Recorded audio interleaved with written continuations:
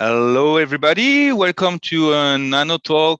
Today, we are pleased to have Rosie Sheward working at the Goethe University in Frankfurt, in Germany, who's going to talk about Coccolithophores and climate change. Before she starts, I will just give you a very, very small resume of Rosie, who did her PhD in Southampton in UK.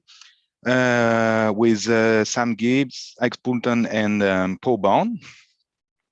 And then she moved to for 1 year in Germany to Frankfurt, working with Jan Cellular, if I pronounce it well.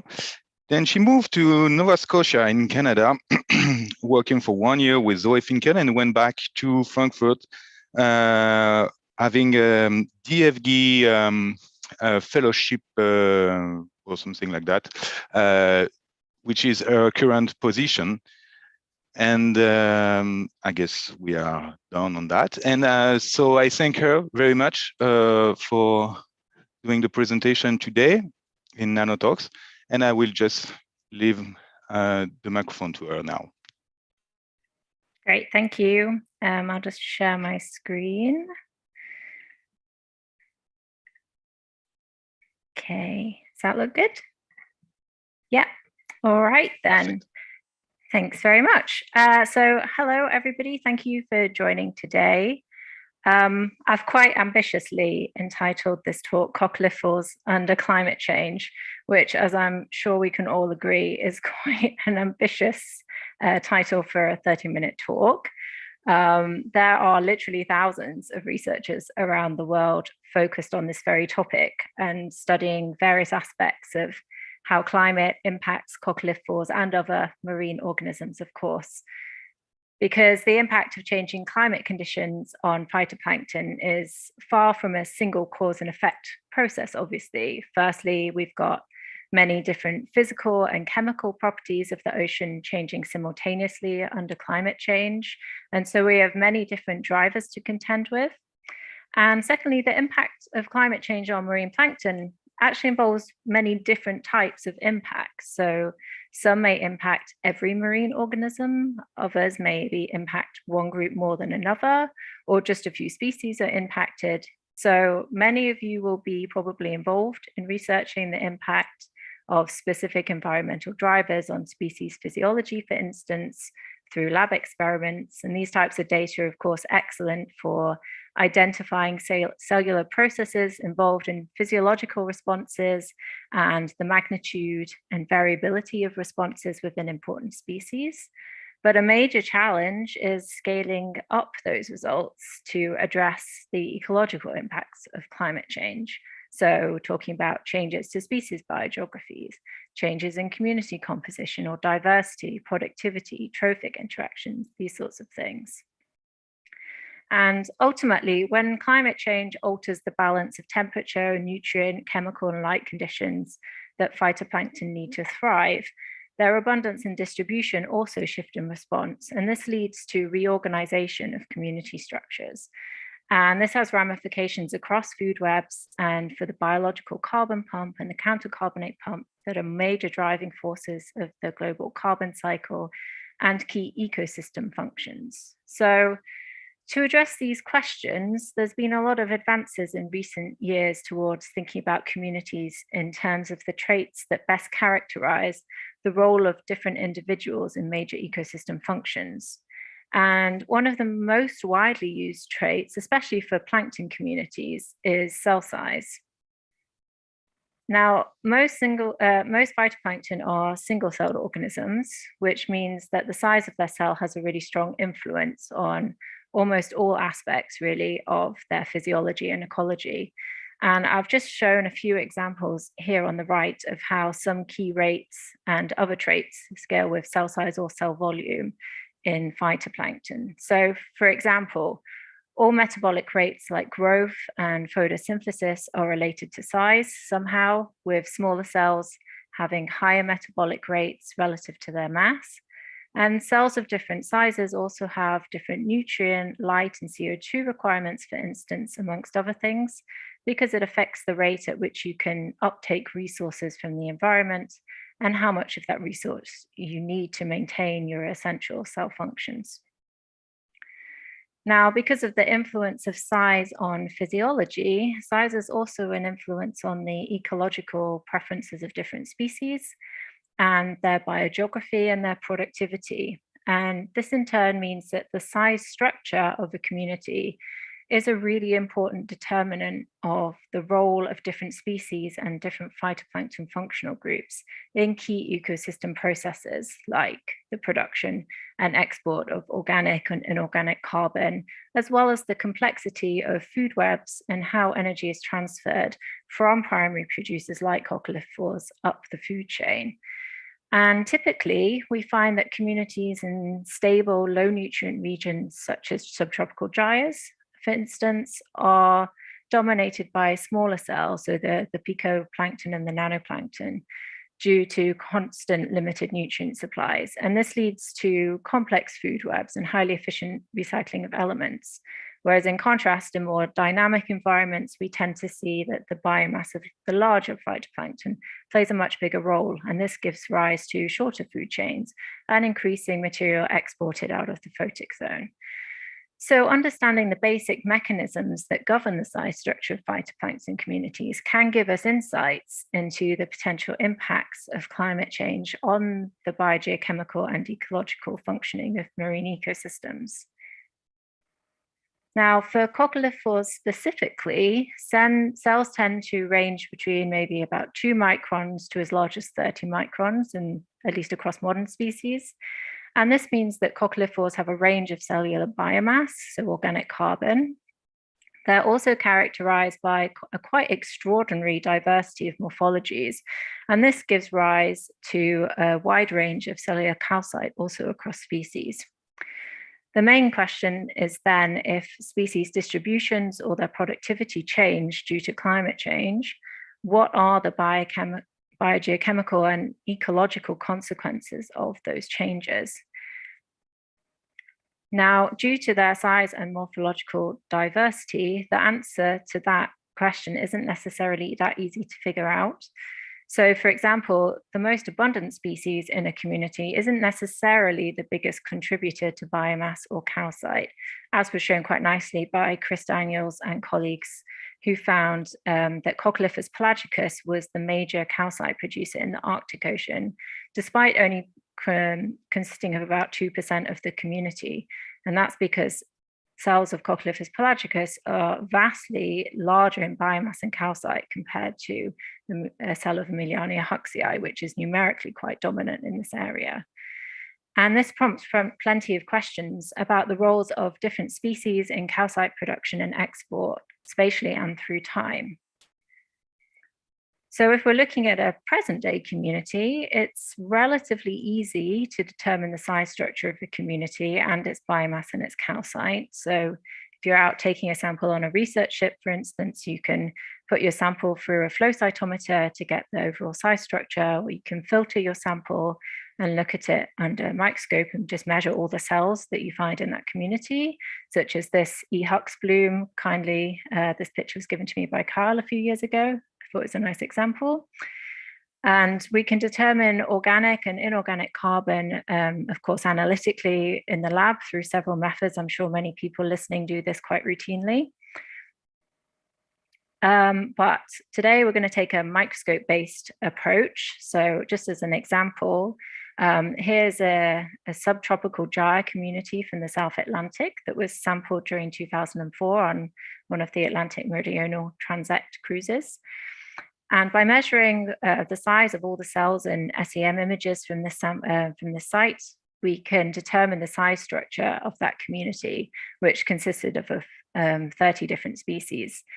And as you can see here from this size histogram, the mean cell size is around 7 to 8 microns and ranges between around 3 microns, the smaller cells, and up to about 20 microns in the larger cells. Most cells tend to be between about 4 and 9 microns. Using morphometric measurements, we can transform the size structure into how much biomass and calcite a community of that size structure and that composition actually represents.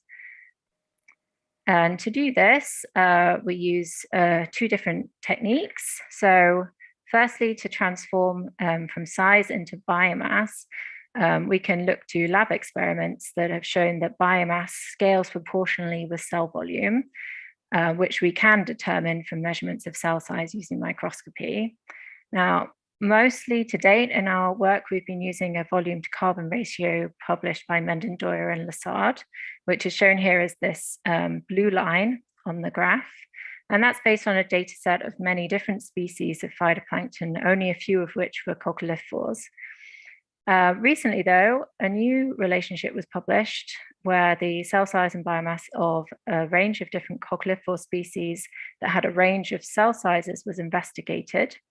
And the data from that experiment suggested that Coccolithophores may actually be less carbon rich than suggested by the relationship of Mendendoyer and Lassard. And actually the change in the slope of these different relationships makes quite a difference in the biomass of cells of the same size, depending on which relationship you're going to use.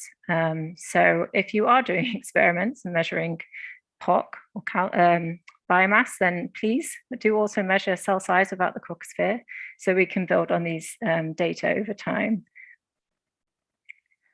In terms of calculating an estimate for how much calcite would be in a community like this based on morphometrics, we used an approach from Young and Zaveri, which I'm sure many of you will be very familiar with already. The principle works on the fact that the calcite of a cell is a function of how much calcite there is in a coccolith, and then how many coccoliths there are that make up the coccosphere.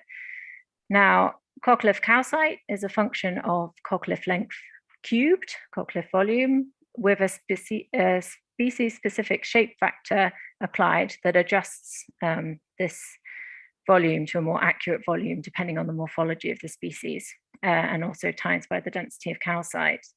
Now, of course, each stage of this equation already involves some level of simplification. So coccoliths on the same cell do show some level of size variability. And within the same species, there's obviously also plenty of size variability. As you can see here, just put together some data for Cocklift pelagicus from some lab experiments compared to some field data compared to what Coccolithophores pelagicus looks like in fossil assemblages. And you can see there's a broad range of different size distributions there. The shape factor applied also is a simplification for the range of shape factors across individual coccoliths in the same species. So worth bearing that in mind. And in terms of the number of coccoliths per cell, this is relatively easily counted through microscopy, but coccoliths per cell is also variable, particularly depending on the point at which the cell is in the cell division cycle. So recently divided cells will have fewer coccoliths than cells that are grown for a while and are ready to divide again. And this can lead to differences in overall population coccoliths per cell, depending on whether more or less cells are growing exponentially or not. So just some points there to bear in mind going forwards. But if we apply these two approaches to this modern community example that I've shown, then measuring coccolith size, cell size, and the number of coccoliths per cell on each cell that we come across, we can calculate their pick and POC. And in doing this, we can transform our size structure into a biomass distribution.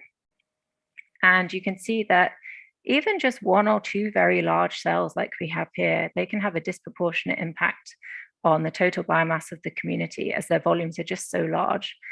And in comparison, the higher abundances of smaller cells in the community are contributing way less overall to community biomass. We can also look at community calcite, which again is more skewed towards medium-sized classes. And in this community, community,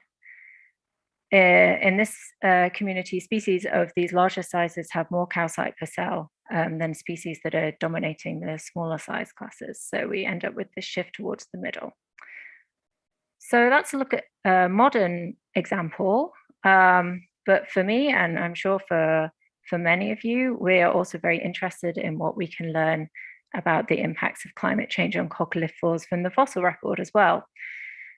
Because Many plankton groups have really exceptional fossil records that capture the response of the whole community to climate change in all of its ecological and environmental complexity, and on a range of timescales, and including climate states that just do not currently exist or don't exist recently. So we don't have other analogs for them. The fossil record is a really rich resource for us to draw on for investigating how climate affects coccolithophores.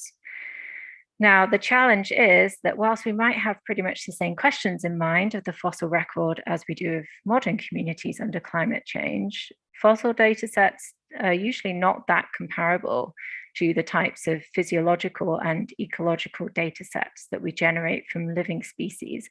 And that's simply just because we can't always measure the same things. So we end up with very similar questions, but with different tools to answer them. Now, morphological traits are a great exception to this, though, because identical measurements can be made on both living and fossil cells. However, generating size records through time from the fossil record of coccolithophores faces a big challenge that I'm sure is very obvious to all of you. But when you look at a fossil assemblage, you will see that basically all you have is individual coccoliths, thousands of them. And of course, we can do detailed morphological studies on the coccoliths themselves, but intact fossil coccospheres are comparatively very rare. And this is potentially a problem because without intact cells, it's really difficult to be sure what the species looked like when it was alive. And we lose a lot of really fundamental information in the process, including cell size. For some species, we can use modern descendants to guide us, such as perhaps fossils of Gophyrochapsa or Coccolithus or Calcidiscus, things that we have in the ocean today. But most fossil species don't have particularly close modern relatives or morphologically similar representatives that we can work with. And this could mean that we end up over or underestimating cell size in these taxa. And it's certainly a challenge sometimes to be sure if a species, for example, is polymorphic or not in this instance, if we don't have any intact coccospheres to go for. But all is not lost. There are plenty of reports in the literature of coccospheres that have been found in a range of different time periods and different localities. I've just thrown up a few examples here, but you can find plenty others on NannoTalks if you're looking at particular species. And particularly work done over the last decade or so on sites of exceptional preservation has revealed quite literally thousands of fossil coccospheres from many genera that we can use to understand cell size in the fossil record. So with fossil coccospheres, such as this beautiful Eocene Cocklift example here, we can take measurements of cell and coccosphere size, coccolith size, and number of coccoliths per cell. And this gives us completely comparable data sets that we can collect from both modern and fossil coccolithophores. And this means that we can quantify the relationship between cell size, coccolith size, and number of coccoliths per cell for many species or genera.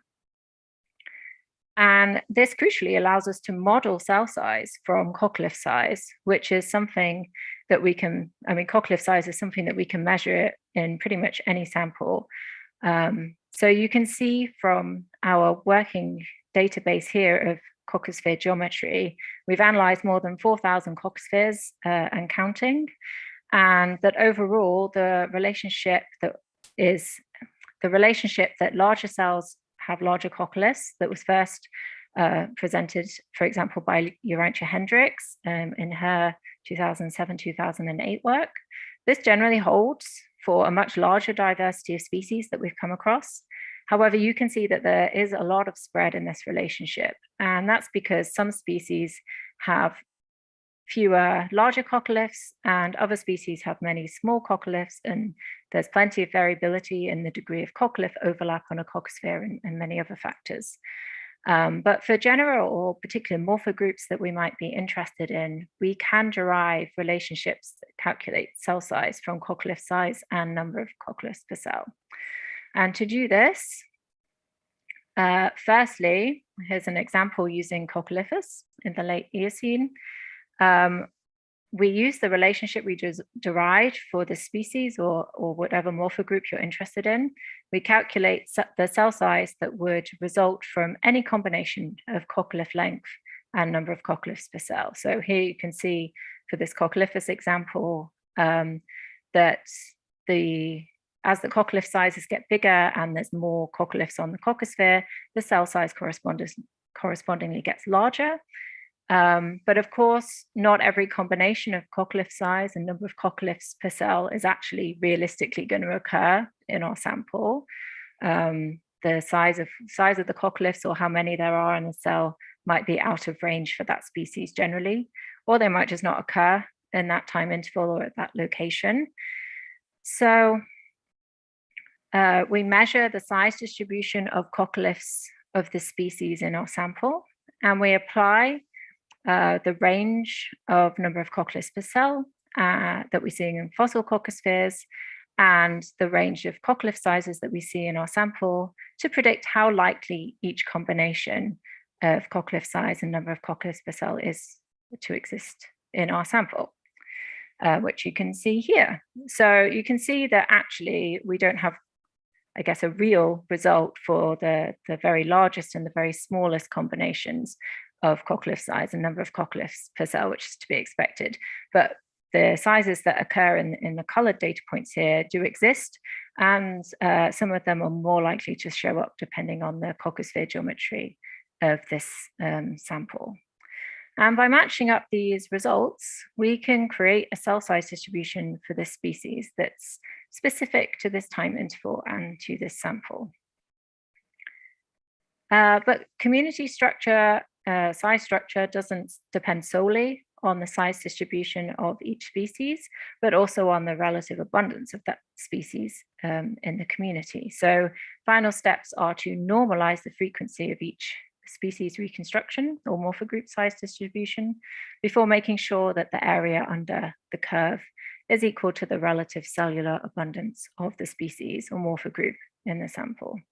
So this method's a little bit complicated. It's complicated to visualize. So if you are particularly interested in this approach, then please check out our paper Gibbs 2018 or get in touch for more details. I'd be happy to talk through it in more detail.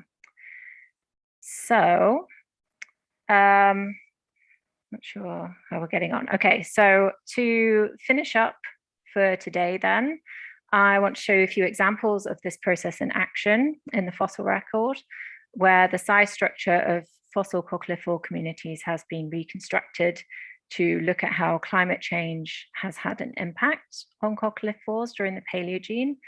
The first example I'm going to show you looks at the impact of the Paleocene-Eocene thermal maximum on coccolithores. The second example contrasts the size structure of early Eocene peak greenhouse communities with late Eocene communities. So that's after several million years of global cooling and decreasing CO2 levels. And the third example will be just a brief look into my current project that investigates the size structure of coccolithores at a single high latitude site in the South Pacific during the Oligocene. So we're going to span some important time intervals of the Paleogene and capture different climate states and also some different spatial resolutions. So starting off at the PTM, firstly, we're going to look at what happens between the background of the PTM in the lower three panels and the PETM recovery towards the top in terms of cell size structure in the first column and community biomass in the second two columns. Now, these data are from Shatsky Rise, which is an open ocean, low latitude gyre site in the Pacific. And you can see that there's quite a broad range of cell sizes that doesn't seem to show much variation through time in the first three panels there. However, this quite flat size distribution conceals the fact that it's the larger cells in the community that are making the strongest contribution to community biomass, as you can see in the center panels, even if they are present in lower abundances than some of the smaller size classes.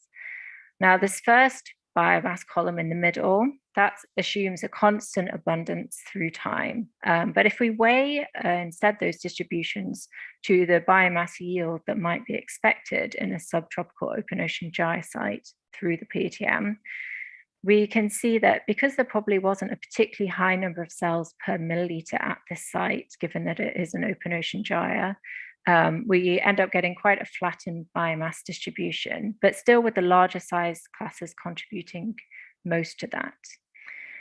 If we look then in detail about the contribution of different morphogroups, different genera to this size structure, we can see that Coccolithophores, shown here in orange, is a big contributor to biomass, whereas Tawias, which is in this green color, is abundant, but only contributes minimally to biomass, really.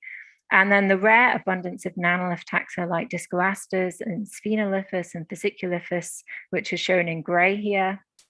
And you can see particularly obviously in the center biomass reconstructions, they are contributing substantially to the overall biomass of this community. Now, the story through the PTM is quite different at Bass River, shown here, which is a temperate shelf site in the North Atlantic. And here, most cells are small and centering around 5 microns with only a few larger cells. Again, Tawias is shown in this green color and Umbilicus vera in this yellow color. And during the PTM recovery, particularly, they're really dominating that size structure. And even these low abundances of larger cells that you can barely even see in the cell size histogram, they balance out the they are overwhelmed by the abundance, the low abundances of larger cells. As we can see in the biomass reconstructions, again, we've got a much more flattened biomass distribution than you would expect by looking at the cell size distribution, because these few larger cells are really contributing so much biomass to the community. And during the peak and recovery of the PTM, the biomass associated with larger cells declines, which is effectively halving the total amount of biomass per 100 cells in the middle. If biomass is then scaled to the expected abundance of cells in the community, which is shown on the right-hand side, we expect that the intensification of the hydrological cycle during the PTM would increase the available nutrients at Bass River, and that would lead probably to a huge increase in total biomass through the recovery. Now, if we move forward in time a little bit, comparing community size structure between the early Eocene and the late Eocene, so here showing an average of results across 6 sites that are globally distributed because they all had broadly similar size structures. We can see that the cell size distribution in the early Eocene is also centered at roughly around 5 microns, as during this time interval, the genus Tawias, which is very small, was particularly dominant.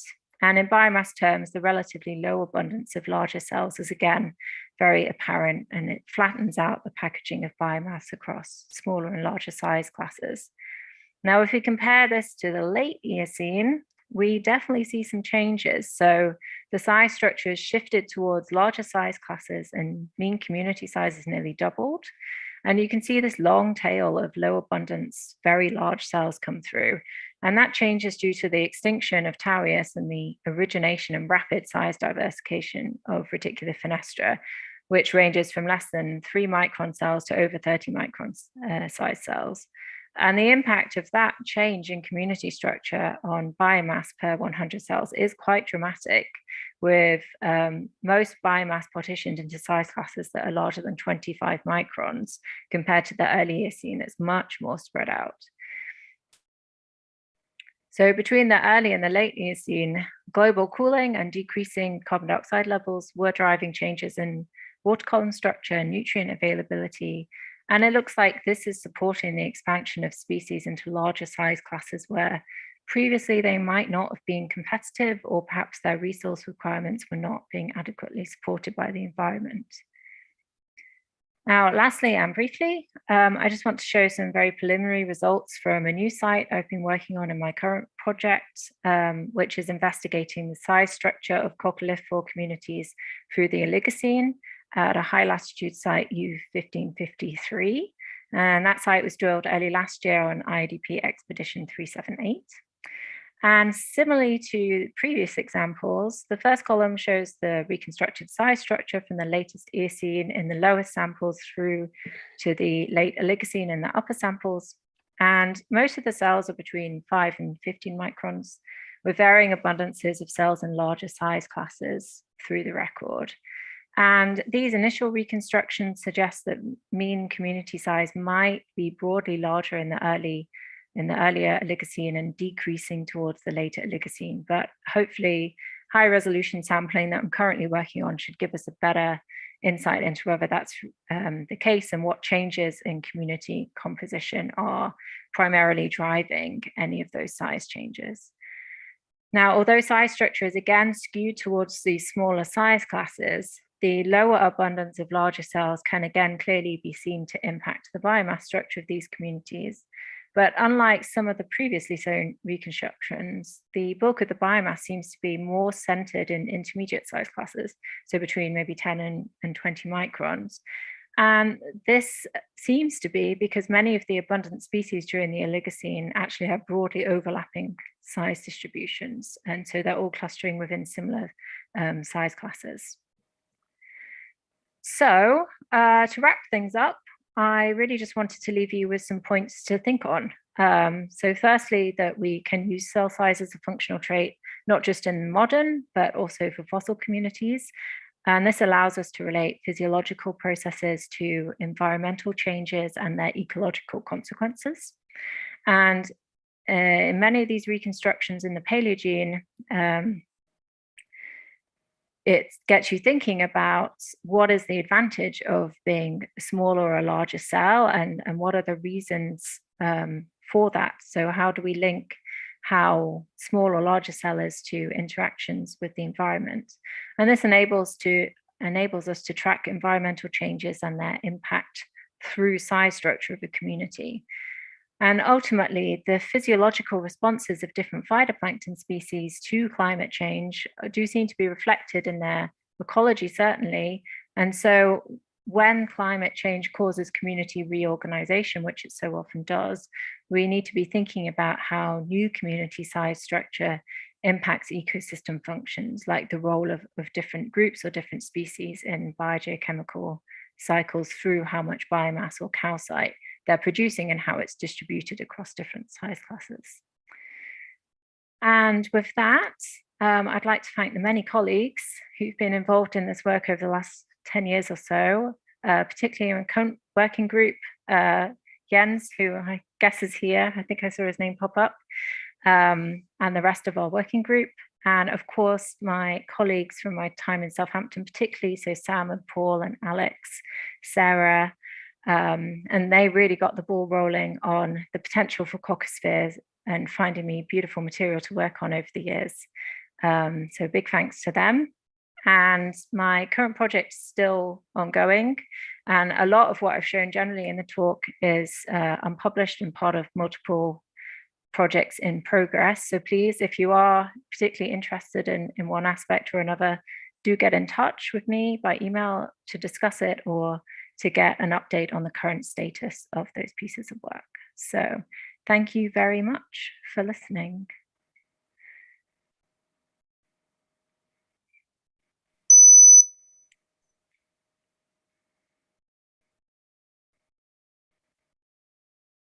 I can't hear you, but is that just me?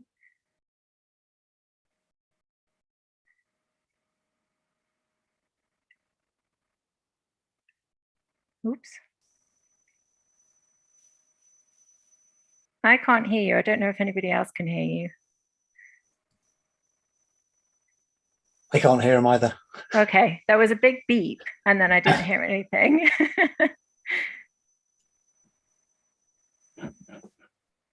Wait for it. Ah, there we go. Hello. Can you hear me? No? Yes. Yeah, Oh, I can hear you now. Yeah. I don't know, like my microphone doesn't work anymore. Does anybody? It was a beautiful talk, really interesting talk. I can't wait to see all these papers coming out. Yes.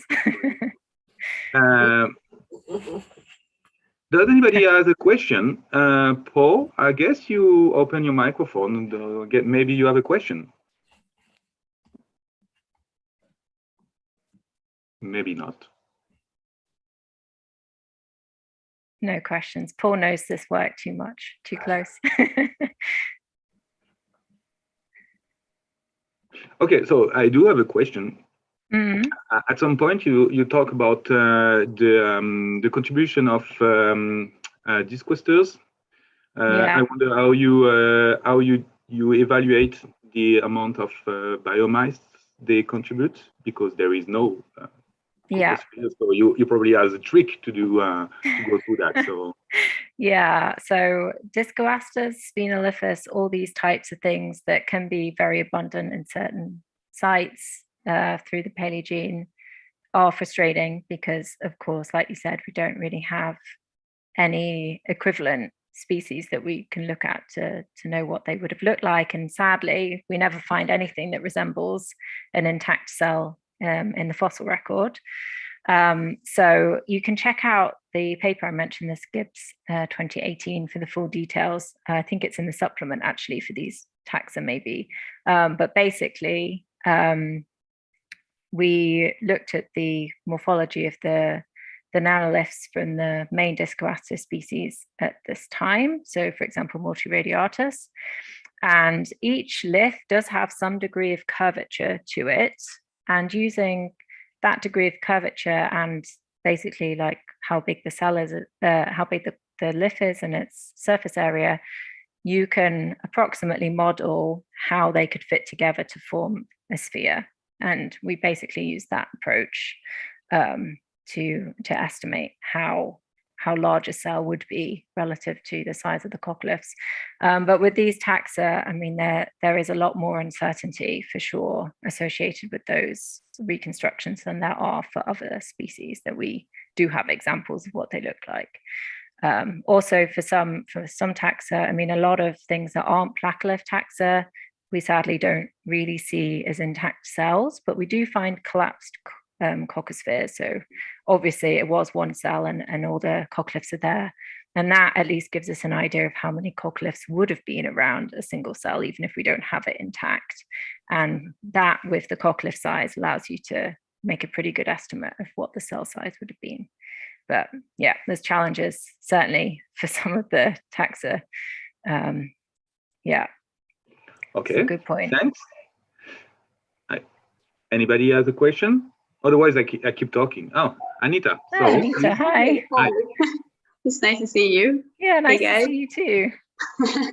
Can you go back to a figure, please? About, which one do you want? Cell diameters and more coccoliths per cells. It's a really colorful one.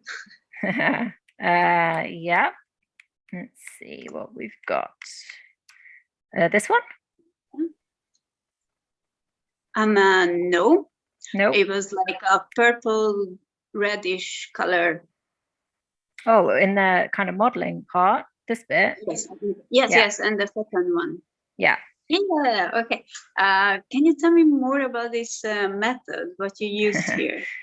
Yeah, so unfortunately, the method part always seems to be quite complicated for describing in talks. So yeah, the left-hand part is effectively the modeled cell size that you get for literally any combination of coccolith size and number of coccoliths per cell based on the real relationship between cell size, coccolith length, and numbers of coccoliths per cell that was in that scatter plot, this one here. So this is obviously all the data. So it's a whole bunch of different taxa, but of course you can plot the same data set for just Coccolithus or just Coccolithus during one specific time interval, which I haven't got mocked up anywhere. But through that, you can make an equation that links all three parameters together. And so you can calculate cell size if you've got coccolith length and number of coccoliths per cell as an input. So that's what this grid does, basically.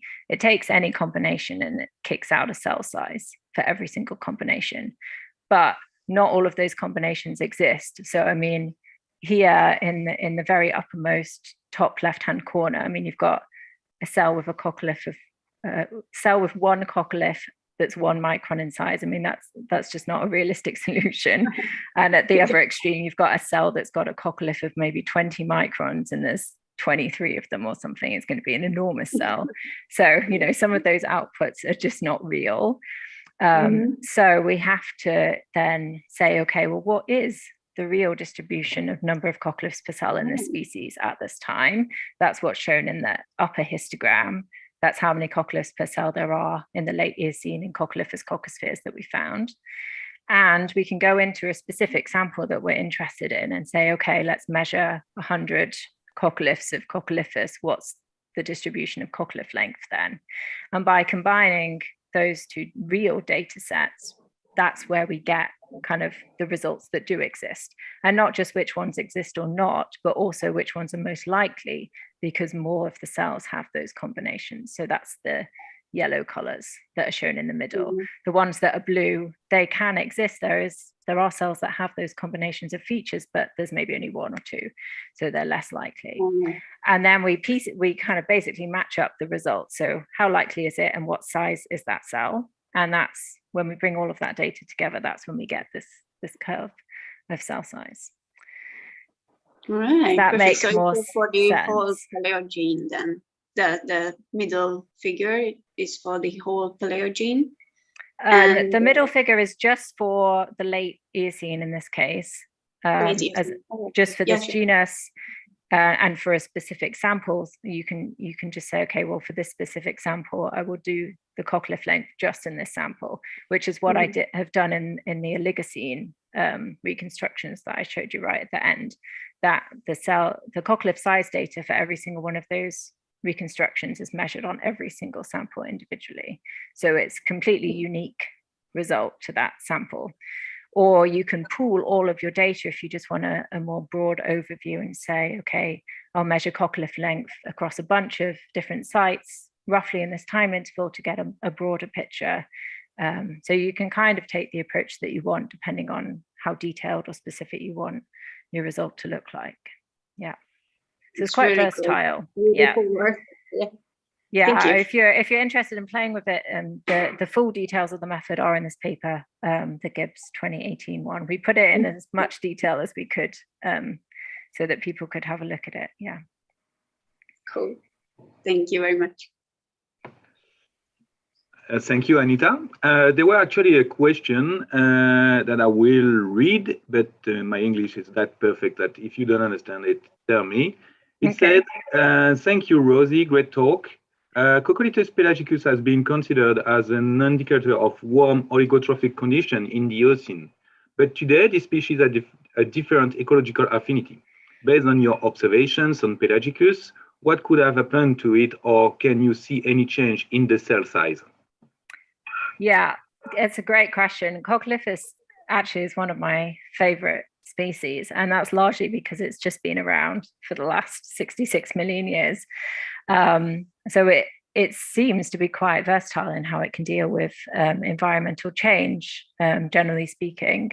And you're quite right that, yeah, during the Eocene, for instance, Coccolithus is generally considered to be a warm water taxa, whereas now, if you look in present day oceans, you'll find that Coccolithus pelagicus tends to not be found in waters that are warmer than about 14 degrees. So it's more subpolar taxa in the North Atlantic, particularly. And we have another species or morphospecies, Coccolithus brudii, which is found in more temperate to subtropical waters, so warmer than 14 degrees. And they do look different morphologically, pelagicus and brudii. So I did actually ask Jeremy Young this exact question once, like, how did it go from being a warm taxa to a cold taxa? I think we had a great discussion, but I'm not sure we ever came up with a real answer, other than to say, I expect that just over time, it's quite a big species, it's quite heavily calcified, Coccolithus, and it might just be that with global cooling, for instance, over much of the Neogene particularly, we've had quite a change in in how much nutrients are available, water column structure, and generally speaking, those changes have just been more favorable for other species like the Nola habdaces. They've become very abundant. They're smaller, which means they're much more competitive for nutrients. They can really exploit any changes in nutrient availability. Whereas species like Coccolithophores, they're bigger, they have higher nutrient requirements. They maybe can't keep up with the same growth rates as something like EHUX over time.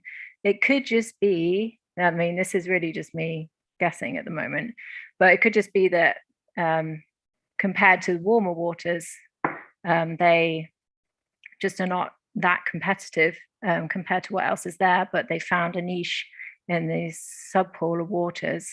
And in the meantime, a larger morphospecies of this same genus, we class it as a different species, but it kind of looks the same, it's just bigger and has bigger cocklifts. And that one's just found its niche in kind of more subtropical waters. So I don't really have a great answer, and I'm sure there's plenty of people here who probably can contradict everything I've said, but yeah, it's an interesting shift. Thank you very much. Anyone else? Otherwise, I have a question, but I have plenty of questions. But if anybody else wants to have to ask any question? No? Okay, so I go. Yeah. So just for the audience, I've been in touch with Rosie lately based on the amount of data that she's done over the years. And so if I remember well, it was some of the data you sent me. I don't remember exactly which species it was, but I was surprised that there were like, I don't remember exactly that, like 5 or 10% of the coccoliths that were bigger than the cell diameter. Do you have any clue on that point? Yeah, so this happens sometimes. Generally speaking, when you think about coccolith size in relation to cell size, the obvious thing to think about is, okay, well, the cell is a certain size and the coccolith is produced inside the cell, so it cannot be bigger than the cell. So it can be quite confusing if you find a cell where, okay, maybe there's some variability in coccolith size in the coccosphere, but you've maybe got 1 or 2 actually quite large coccoliths that are certainly bigger than the size of the cell. And first glance, you think, well, that's just not possible. But as I mentioned, back when I was talking about the calcite reconstruction part, shall I just go back to, yeah. So here you can see, this is a range from a single strain. Actually, these might be field. No, I think this is a strain of Coccolithophores pelagicus. And so from a single strain in the lab, whenever you look at your cultures, you will find there's a range of coccolith size and a range in cell size. And this is because when a cell divides, its size effectively kind of halves, and it will have half the number of coccoliths. So by the time it's grown up again, that cell is much larger. It has a much larger volume that you could fill with a coccolith. And so a coccolith that's produced when the cell is at its biggest state and then divides, that coccolith is going to go on to one of the daughter cells. And so you might end up with a daughter cell where it's got one of these much bigger coccoliths than the cell actually is now. So that's the easiest explanation for why you can have a much larger coccolith than actually the cell size at the time. It's just to do with changes in cell size through the cell division cycle. It's not magic. Okay, thank you. Actually, I've come to the same conclusion. To be honest. I know you have, because I've seen your. I wanted to have your idea on that point. Yeah, no, I absolutely agree with the conclusions that you'd come to. Yeah. So that's reassuring. That's good. Anybody else has a question?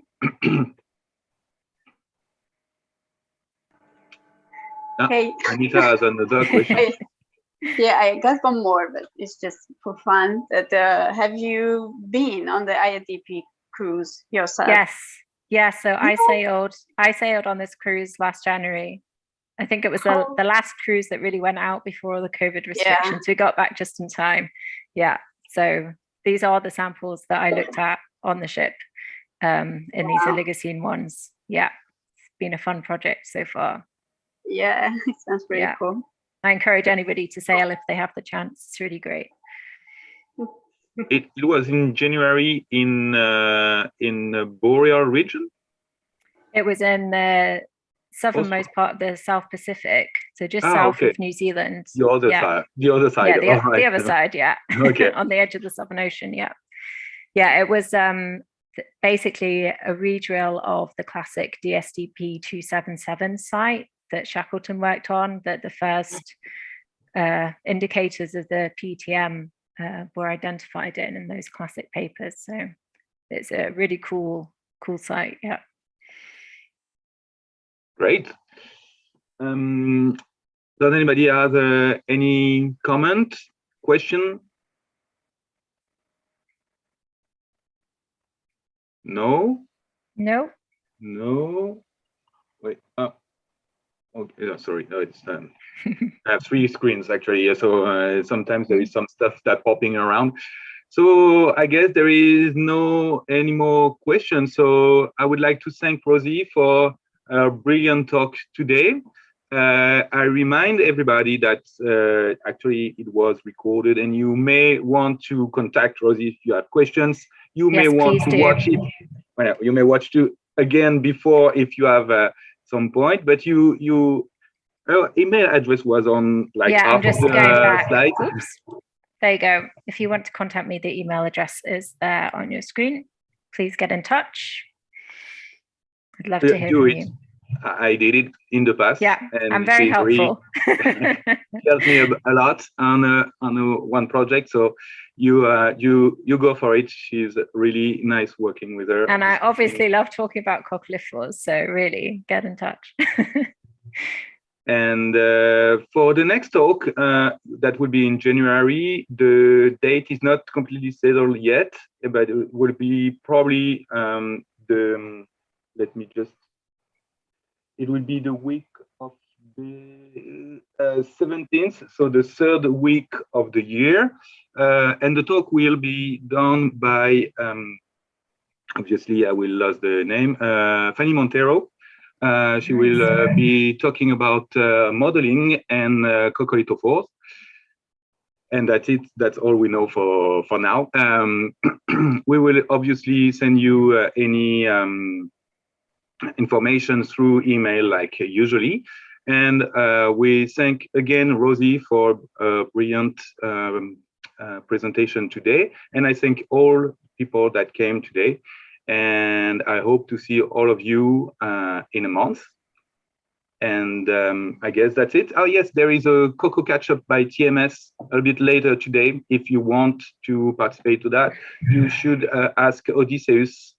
Is the one planning it. I don't have any other information, to be completely honest. Thank you, everybody. Thank you very, very much, Rosie. Thank you very much for asking me. To see you in the future, or work with you maybe one day, I hope. Yeah. And thank you, everybody. See you. Bye. Thank you very much, everybody. Bye-bye. Bye. Thanks. Bye.